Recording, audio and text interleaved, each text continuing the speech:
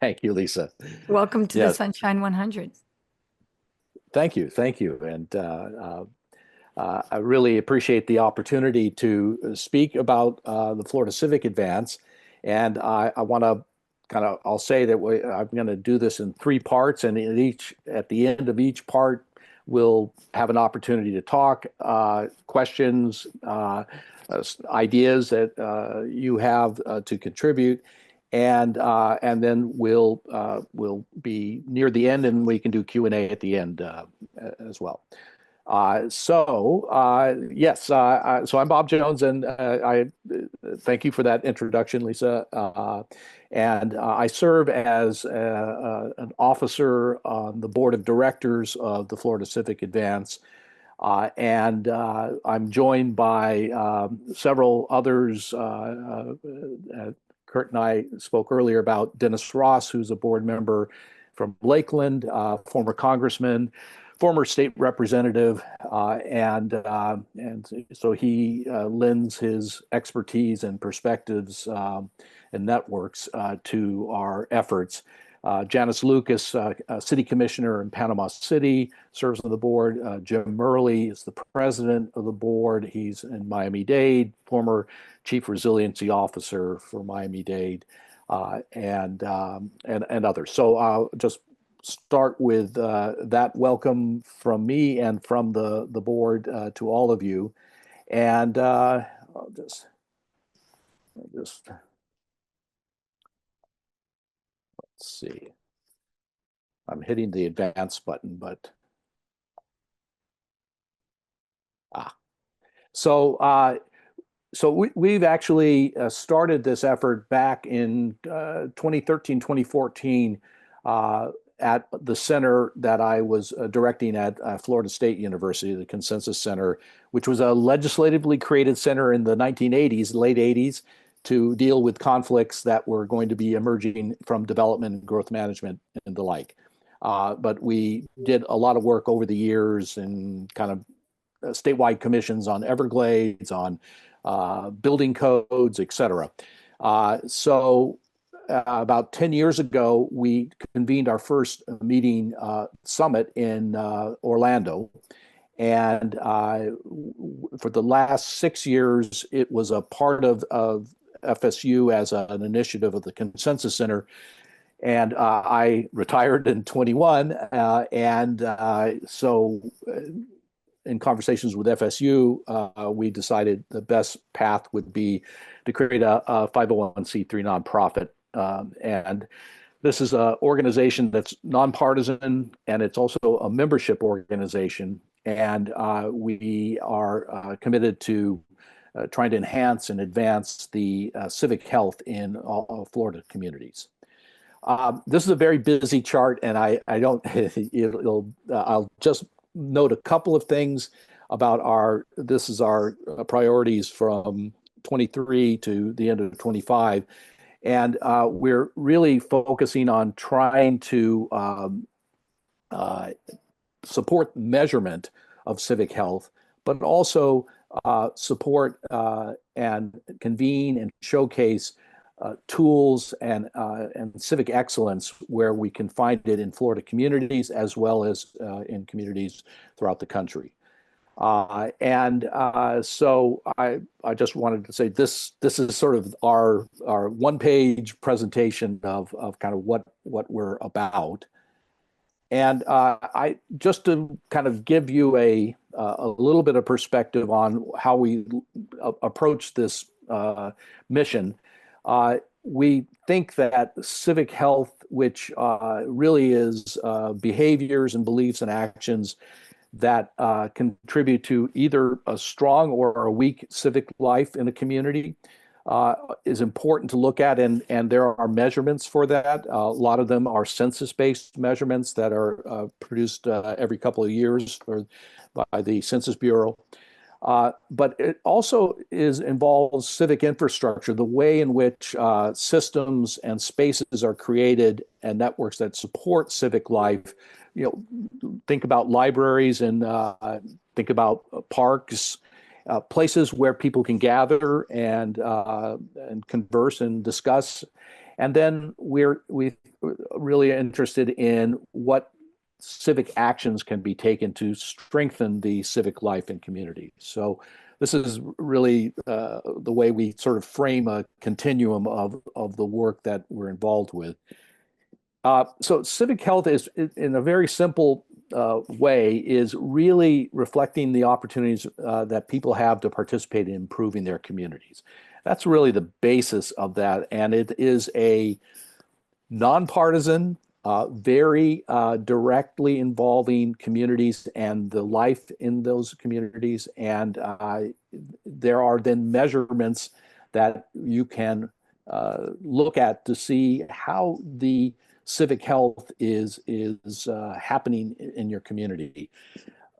Some research has been done, and this is kind of the results of indicators where if you have strong indicators of civic health, you will likely have higher employment rates, accessible civic gathering places, libraries, parks, stronger schools, more responsive local governments, better individual physical health. And one of the interesting ones is that in the top 10% of the cities that have the highest civic health ratings, the residents live 10 years longer. So that's a pretty stark piece of information and data, but it suggests that civic health should be a concern for everyone. I'll just say a bit about the civic infrastructure, because infrastructure is kind of commonly thought about physical infrastructure, bridges and roads, et cetera. But there are also foundations needed for civic life to function and to be a civically healthy community. And in particular, the places and spaces to gather and connect with members in the community, the in-person and online networks, the local leadership and supportive laws and policies and practices. These all kind of contribute to the way in which civic life functions best. So here's the challenge for Florida and Florida communities. We are the third largest state, but we rank amongst the lowest states in terms of civic health as measured by the Civic Health Index. And I mentioned, just in passing that Civic Health Index has been run for about, since 2007. So for the last 15 or 20 years, nearly 20 years. And it's a nationally organized effort by the Conference on Citizenship. And these are the stark ratings is in 2021, which we just received, I think 2 weeks ago, the 2023 data set. And we're looking at that. And by the way, we're going to produce a report on the 23 set, because I think we'll get some insights in terms of COVID and what impact it had on civic engagement in Florida communities and the state as a whole. But Florida ranked last in volunteering and donating to charity. And then you can see these figures are on the wrong end of the spectrum as in terms of what we like to see in terms of civic health in a community. So I'm going to take this. I'm going to stop here and just say if there's any questions I have. I'm going to then now talk about a little bit of somewhat of a case study, St. Petersburg effort that was undertaken in 2019, and talk a little bit about that. And then I'll talk a little bit later about some of the initiatives that the Florida Civic Advance is trying to promote. All right. Well, I'm going to kind of describe this effort in St. Petersburg. So it's the fifth most populous city in the state, the second largest in the Tampa Bay area. It's over the years, it's been geographically segregated, and this 2019 civic health study is what I want to talk a little bit about, both the study and then the results and impacts the study had. So this was a study that was created by the League of Women Voters for St. Petersburg area. And it was a study that was funded by the Foundation for a Healthy St. Petersburg. This is a hospital conversion foundation that is focused on health issues in St. Petersburg. So this was supported by, but there was not a whole lot of involvement by the local government, by leaders in local government, mayor and the city commission and the appointed officials. There was a little bit of involvement, but not a whole lot. So, and I'll come back to that point in a little bit. But this, you look at the areas of focus for the study, attitudes on civic satisfaction, neighborhood cohesion, community participation, and political participation. So it was looking at that and studying that and looking at it. And as I mentioned here, these are the two sponsors. And so one of the issues that they were looking at is how there was a cluster in the northern part of the city of where voter turnout was very high, and in the southern part of the city, typically the African American community, where it was a cluster of low voter turnout in the neighborhoods south of downtown. And so this was one issue. They were looking at a lot of other issues, but they were looking at as well as political turnout.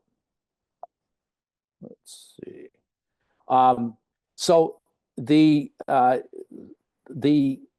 results from the study, and it took about 8 months to conduct, and about the midpoint, they actually looked at their data and saw that they needed to do more community workshops throughout the city to test their data and the like.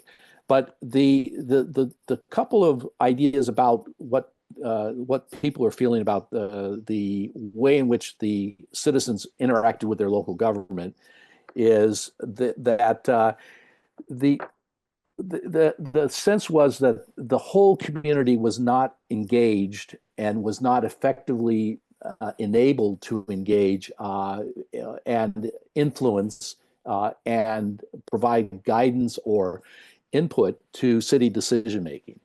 And then the second point is that regardless of the neighborhood or demographic areas, that there was a sense that the responsiveness of city government was not what it should be, in particular on issues related to influencing city decision making. Typically, the development community and the others had a lot of access, and there was a sense of that the citizens at large were not very much not effective in influencing city decision making. So these were a couple of the civic challenges. It was released in March of 2020. And it coincided with a shutdown that we all know from the pandemic, and I think that also shut down at least temporarily additional further consideration and potential steps for action. So the report was very solid. It was received well. But as I mentioned before, there was not a lot of the local elected and staff leadership directly involved. And in a sense, they didn't really have an ownership in the study or the implementation steps. And a year later, a new mayor, former County Commissioner Ken Wells, took office in 22. So you could look at these and say, okay, well, there were a lot of extenuating circumstances, but what I want to point out is that I think to the extent this kind of study can be effective, it really needs more local government buy-in at the front end and also at the back end in terms of implementation. So I just wanted to kind of give you that real life perspective on a community that tried to measure its civic health, looked at where the gaps were in terms of life in St. Petersburg, in the city of St. Petersburg, and had some ideas for implementation steps, but there wasn't really a follow-on. And regardless of the probably multiple reasons, what we looked at is to say, well, how can we both advance the measurement of civic health in a community, but also really pay attention to trying to provide guidance on implementation steps once you have a view of the community's civic health? What do you do about it? And so one of the things that this slide indicates is that there's a lot of civic health research and assessment studies have been conducted since 2006, both nationally. Florida had three. The last statewide version was in 2011 that the Fry Institute at University of Central Florida conducted with the Graham Center at the University of Florida. But so we've basically been in some sense flying blind for the last 11, 12 years. But what we're looking at is not just measuring civic health, but how can we help with strategies and tools and tracking models that can actually result in strengthening the civic life in the community. Hey, Bob, I'm just going to interrupt if you don't mind, because I'm sitting Yeah. I'm listening to this, and I want us to have the conversation, but I'm trying to wrap my arms around. It bothers me to see that we're 44th the third largest state, 44th in our civic engagement.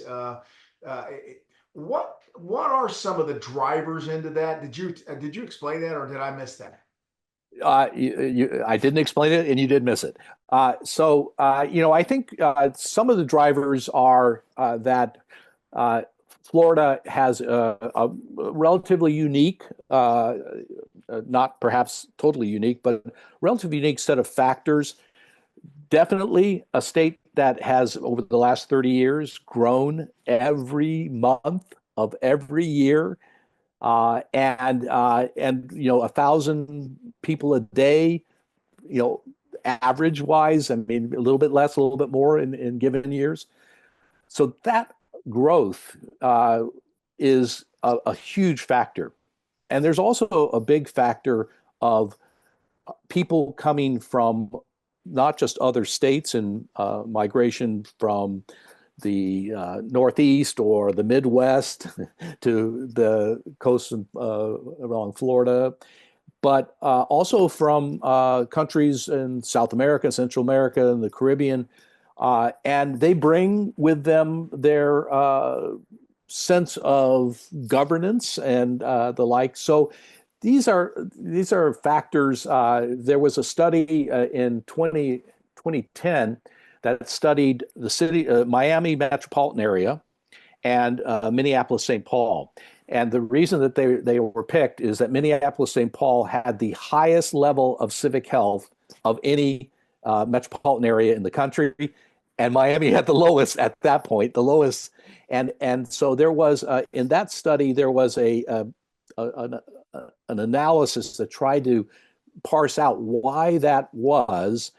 And to some extent, the rapid growth and the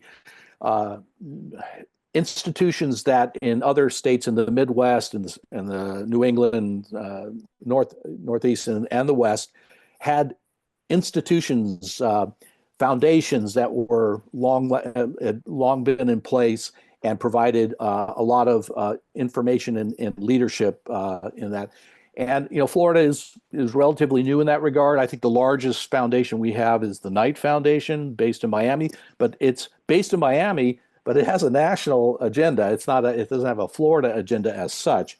And so I think a combination of factors and what I think we have come to the conclusion is that we still have to try and move the needle on those numbers. And I think that there are not sufficient institutional focus on this, and at the local level, I think our thought is to try and work with local government because they're going to be here henceforth, whereas other organizations, either in university centers, come and go and the like.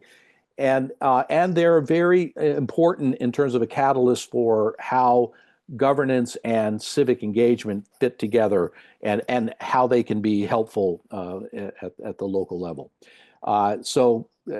Kurt, I'm not sure if in that rambling, I answered your You, specific question. you know what? You hit it, and that I was going to say. I know that because of this is a highly diverse state.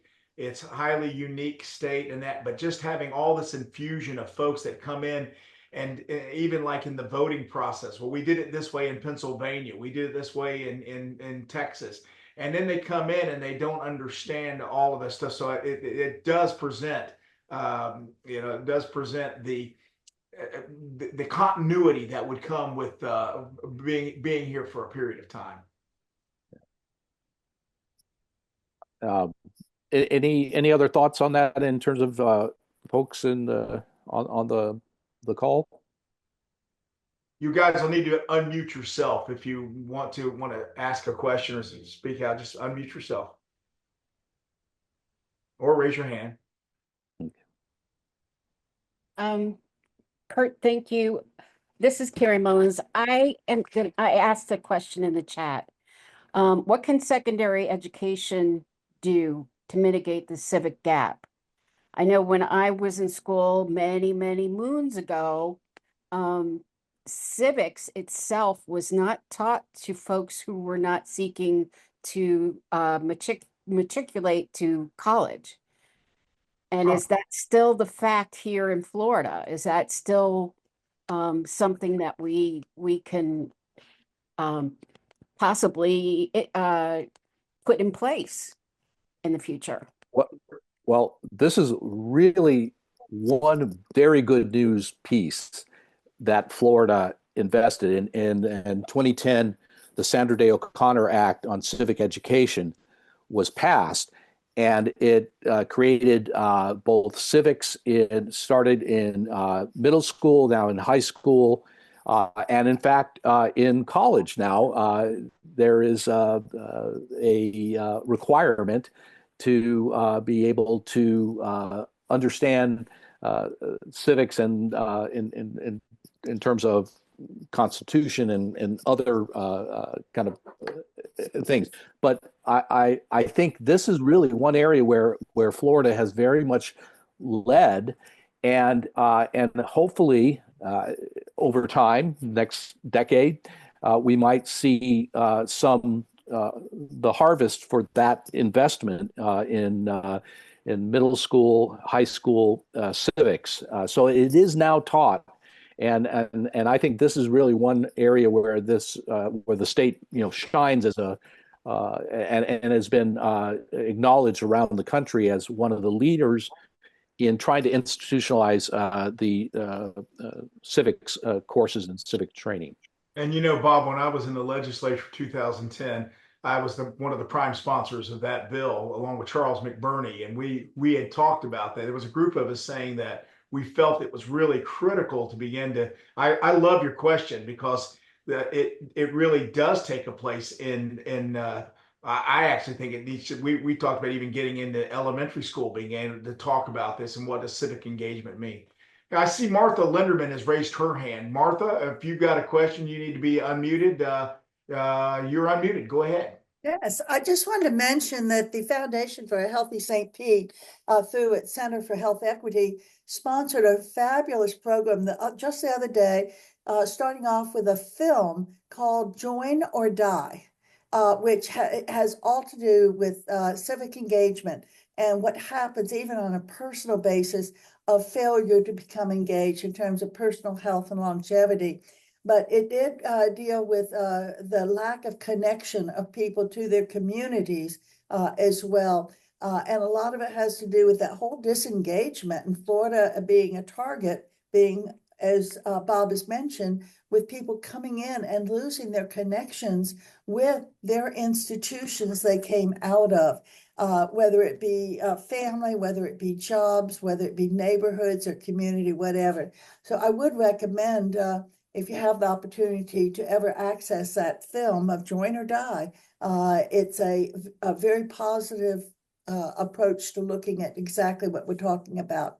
It did not deal with the issue of voting and that type of engagement, but certainly civic overall. Yeah, it's available on Netflix if anyone has a Netflix Really? subscription. Yeah, and it was the author authored Bowling Alone back in the 90s, where he was looking at the data for bowling in Right. general, local associations and engagement together. And so this is like coming 30 years later, and it's a really wonderful documentary. I do recommend it. It's really very insightful.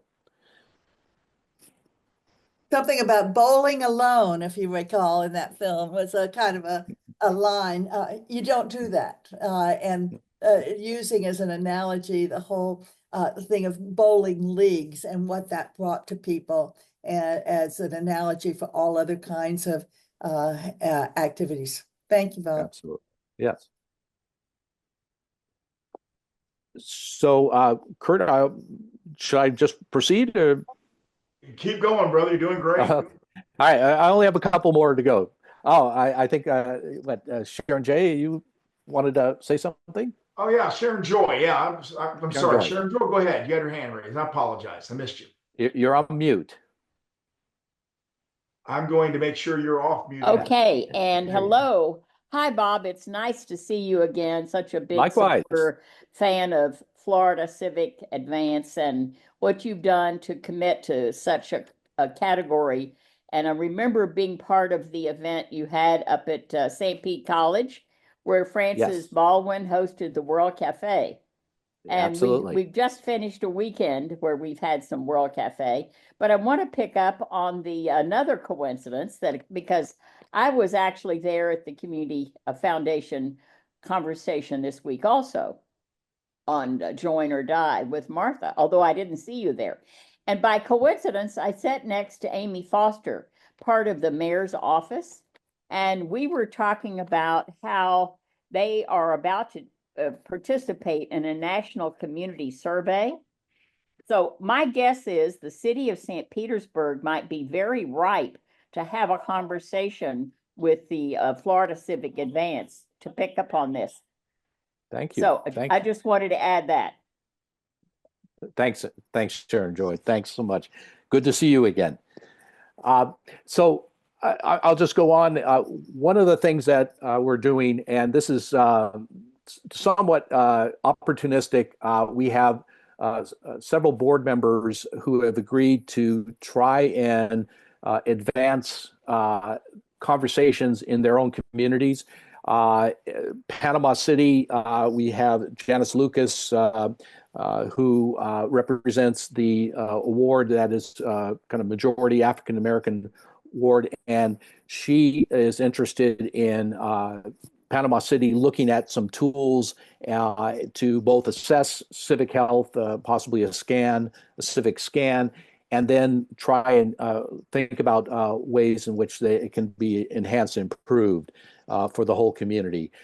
We also have a board member in Sarasota, Tim Dutton. I think Tim, Sharon Joy, used to work up in Pinellas, but had returned to his hometown of Sarasota and is working with the city of Sarasota.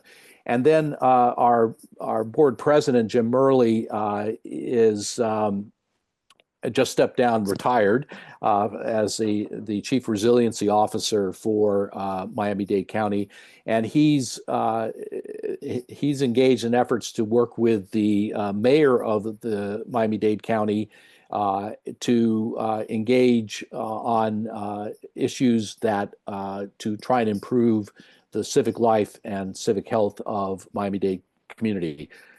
those three, those three, I think Panama City has about 33,000. Sarasota, maybe upwards of a couple 100,000.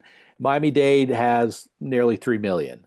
And both the difference, the geographic difference, the cultural and historic differences need to be reflected in a way that we thought we could test in these three communities initially some strategies and see how that manifests itself, what the lessons we learned, and then inform other communities around the state as to how to both explore and apply civic strategies and tools.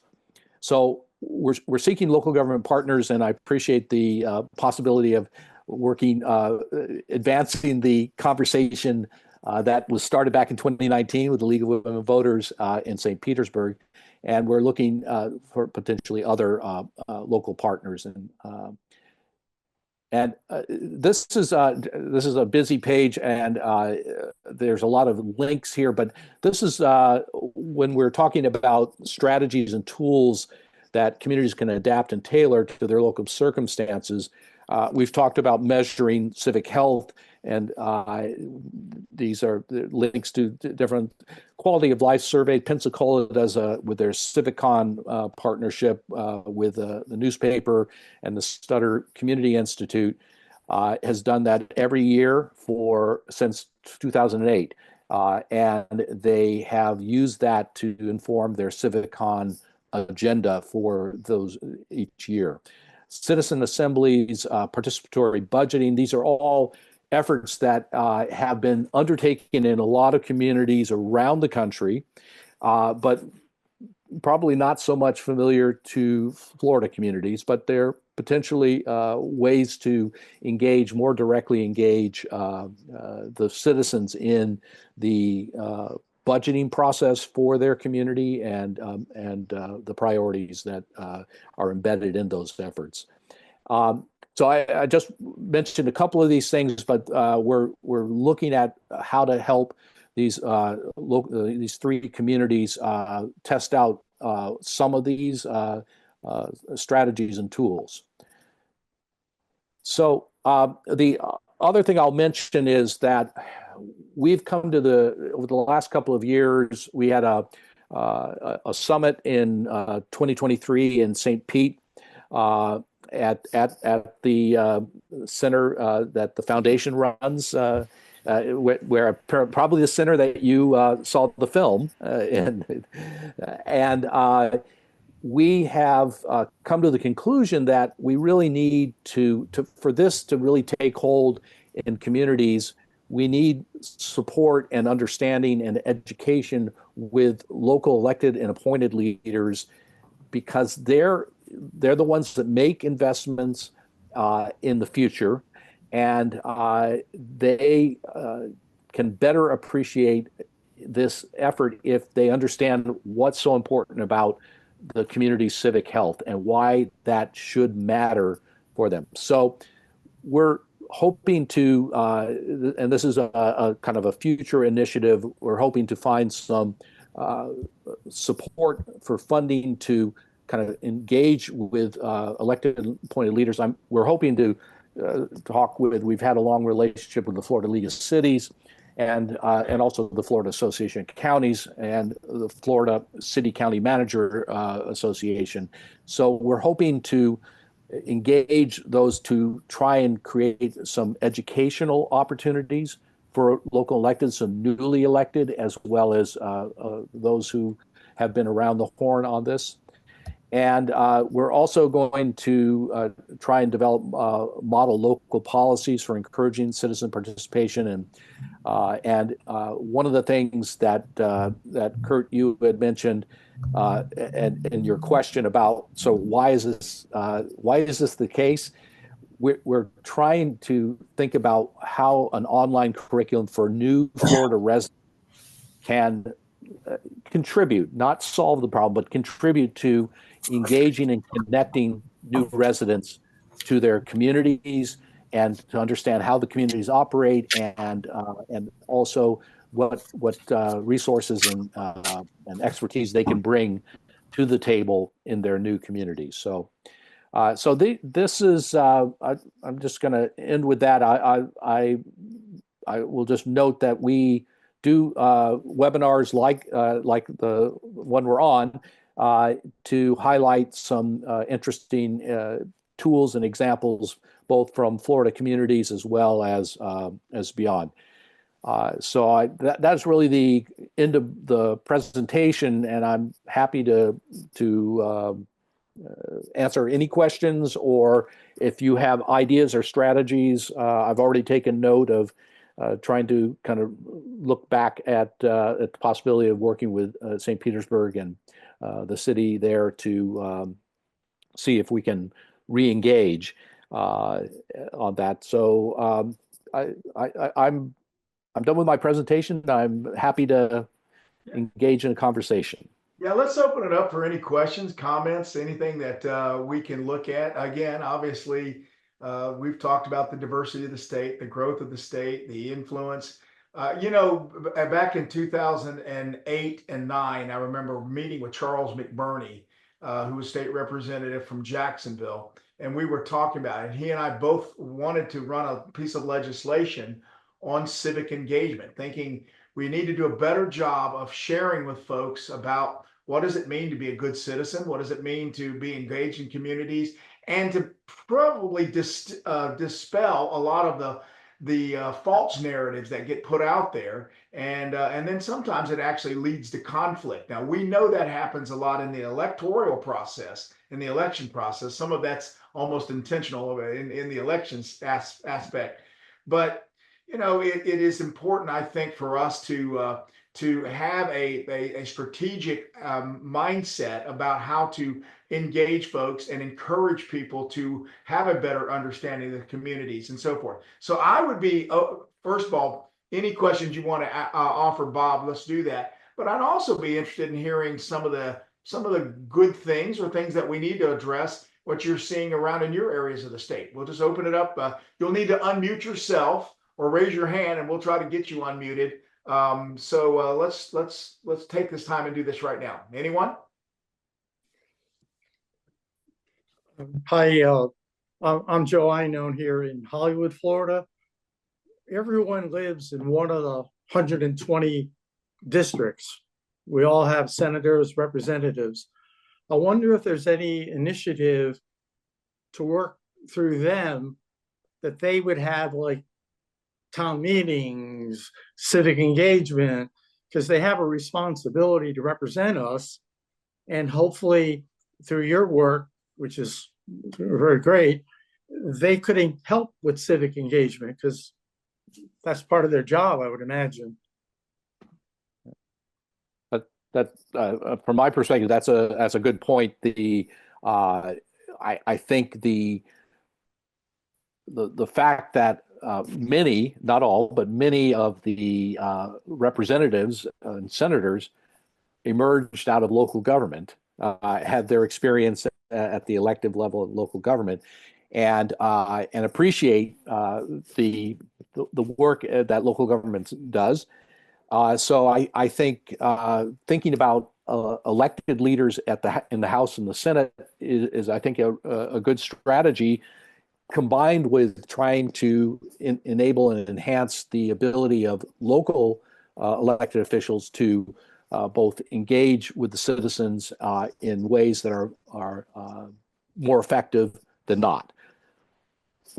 And Joe, I would tell you, when I was a state representative, I always enjoyed that. I would have some town hall meetings. I would go out and you do a lot of different speaking in my areas. I also enjoyed going into the schools, middle schools and high schools, and talking about it and so forth. But it was a concentrated effort on my part. But again, I was always interested in this area. And this is not a Republican Democrat thing. This is a we the people kind of thing. In fact, I when I was a representative, I ran a radio program called We the People, and it was meant to talk about the state's perspective of how we were dealing with the federal government, understanding the different rules and so forth. You'd be surprised how many people would come into my office as a state representative and say, "I don't know what you people are doing in Washington, And I'm like, yeah, I'm with you. I don't know what they're doing either, but I'm in Tallahassee. Thank you. And you misunderstand sort of the roles. But then also, and you're right, Bob. I actually came from local government. I started on a school board, and so and to have that infusion of that, I think that's really valuable. But I think that's going to be citizenry encouraging legislators and so forth to have those conversations. I think many of them want to. I have a very optimistic view of many of our political leaders that they actually do want better citizenship and better engagement, and it's not just rhetoric. Others. I'll just add to that point. Uh, the Sunshine 100 is a network. Uh, there is another network of former congressmen from Florida, and they number quite a few. And there is a national association of former congressmen, and their agenda is all focused on civic education. And Dennis Ross, who serves on our board, is also an officer on the retired Congressional Association board. And he goes out in pairs. They send out to universities. So they recently went, he and Val Deming from Orlando went together to the University of Virginia at Charlottesville and engaged in conversation with students about civic education. So I think there are allies in this effort, and people, in particular, this network, the former congressional network.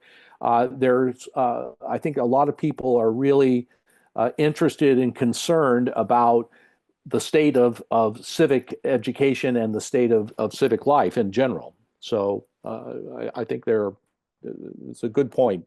Can I real quick ask a question? Sure, Karen, go ahead. What would be, Bob, what would be the deliverables to our communities from this?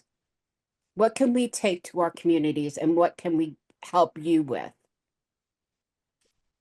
Great question. So one deliverable is how to frame the conversation and how to get data that you may have already, but it might be less focused on how civic life is functioning in your community, and do and you can happy to the board, individuals and the board as a whole, happy to work with anyone to kind of think about what a strategy would be to engage with a community specifically on this issue of advancing civic health. So I think that would certainly be a step you could take to start the conversation. And I think we have some ways in which we can help with framing that initially for that it would and provide some help in that regard. We are a small board with a small budget, but with a grand plan, and so we're looking to enhance our capacity to work with communities around the state. But right now, it is a board without really a sufficient set of resources to get the job done.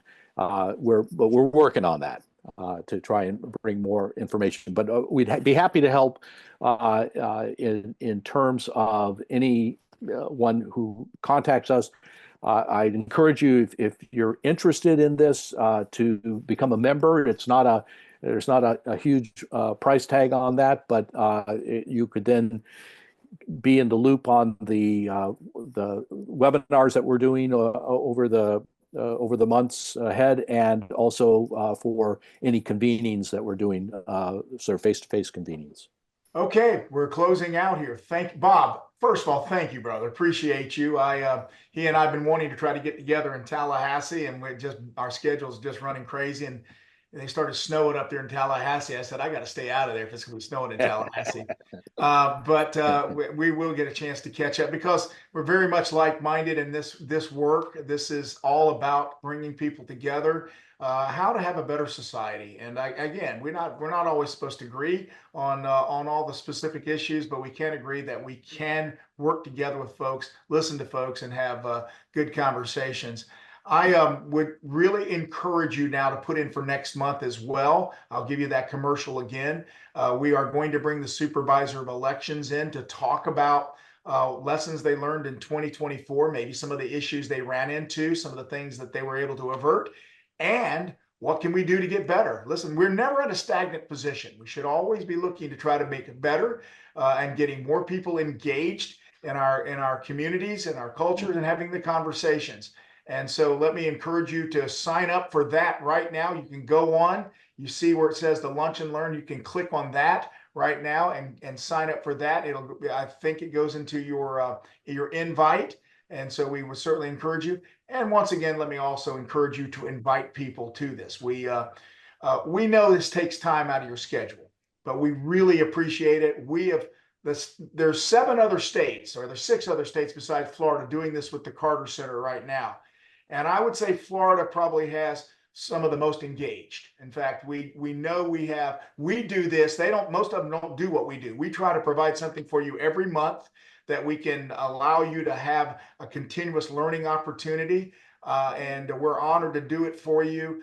And then I will tell you what's coming out of it is we're finding that in our survey that our folks actually enjoy talking to each other more, right, Lisa? That's what we found out today, that what we were doing here in Florida, it's not perfect by any means. We have a lot to learn. We have a lot to grow on, but people are actually enjoying having these conversations. And I really appreciate it, and appreciate bringing such quality folks like Bob and this conversation and Florida Civic Advance to the table. We're going to continue to work with them.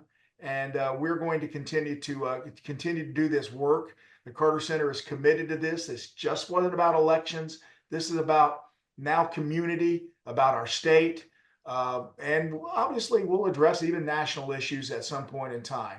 And so with all of that, any other comments or questions you have for Lisa and I for the good of the order? Anything? All right. Well, with that, guys, thank you. Sign up for next month. We look forward to being with you. We really do appreciate you. And I'm honored to be with you. And Lisa and I and Jennifer, we pray for our team and our folks all the time. Let us know if we can help you in any way. We appreciate your friendship, and we look forward to seeing you next month. With that, look for our newsletter as it comes out. We'll have all these slides in there. And with that, God bless, and we'll talk to you. Lisa, any final words? No, just thank you all for coming as usual. Thank you for spending time with us.